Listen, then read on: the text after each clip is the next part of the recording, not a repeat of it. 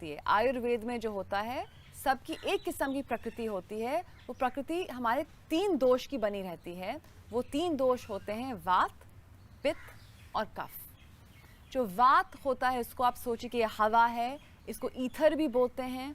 जब हमारे शरीर में बहुत ज़्यादा वात हो जाता है तो हमको लो बीपी हो जाता है, हमको ज़्यादा गैस बढ़ जाती है हमारे शरीर में। हमारा जब पित्त बढ़ जाता है तो हमको हमारी जो थायराइड की हमको प्रॉब्लम समस्या आती हैं, हमारा वेट बढ़ जाता है। और जो कफ जो होता है, जब कफ बढ़ जाता है तो हमको बहुत सारी जो हमारी चेस्ट की प्रॉब्लम्स, ब्रीदिंग की प्रॉब्लम्स, वो सारे हमारे शरीर में बढ़ जाते हैं। जो हमारे जो कफा दोष जब हमारे शरीर में बढ़ जाती है, जो तीनों दोष होते हैं उनको हमको संतुलन में लाना चाहिए और योग ये कर सकता है। जब पित्त हमारे शरीर में ज़्यादा बढ़ जाता है, जब हम बहुत ज़्यादा स्पाइसी खाना खाएं, गरम खाना खाएं, हम बहुत ज़्यादा मोटापे वाला फैट वाला खाना खाएं, जब हमारा कोलेस्ट्रॉल बढ़ जाता है तो इसलिए हमको बहुत सारे फुंसी दाने हो जाते हैं।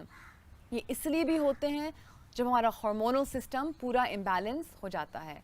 तो हम सबसे सरल चीज़ होती है ये ज्ञान मुद्रा। जो इलेक्ट्रिक सर्किट जो होती हैं उसको आप अगर प्लग पॉइंट इलेक्ट्रिक सर्किट में डालें तो बिजली आ जाती है।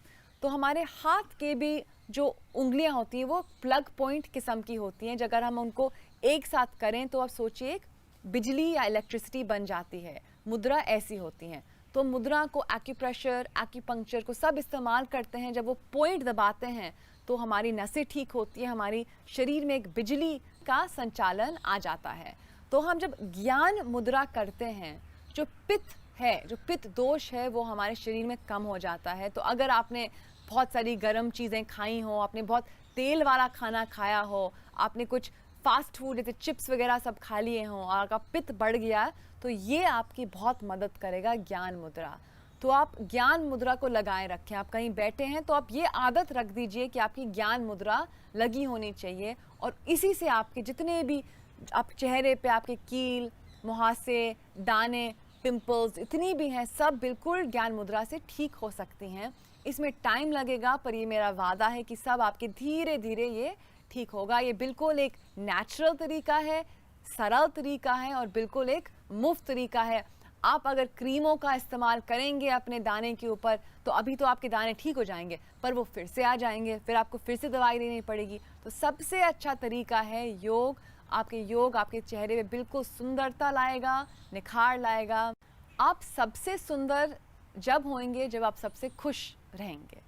ये तो एक बहुत सरल सच्चाई है ही।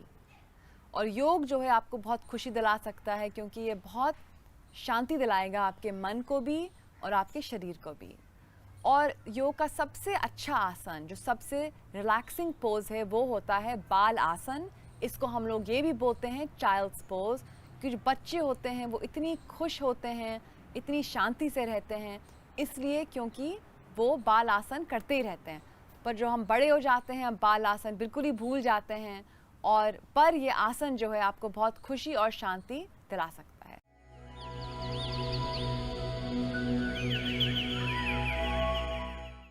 तो चलिए मैं आपको ये सरल सा आसन दिखाऊंगी। आप पहले वज्र आसन में बैठ जाएं। गहरी सांस अंदर लें और अपने माथे को नीचे ज़मीन से टिका दें।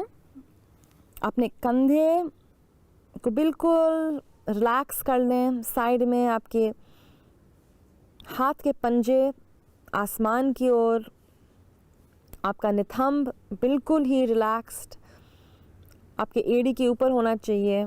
अगर आपकी नितंब थोड़े से टाइट हैं तो अभी वो नीचे पहुंच नहीं पाएंगे पर धीरे धीरे पहुंच लेंगे। और यहाँ आप गहरी सांस लें अंदर और बाहर।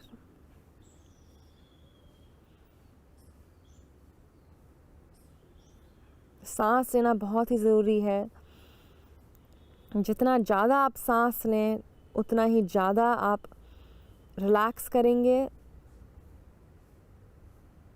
उतना ही ज़्यादा ये आपके पूरे शरीर के लिए होगा। अब सांस लेते हुए आप बिल्कुल ऊपर आ जाएं, अपने आँख खोलें।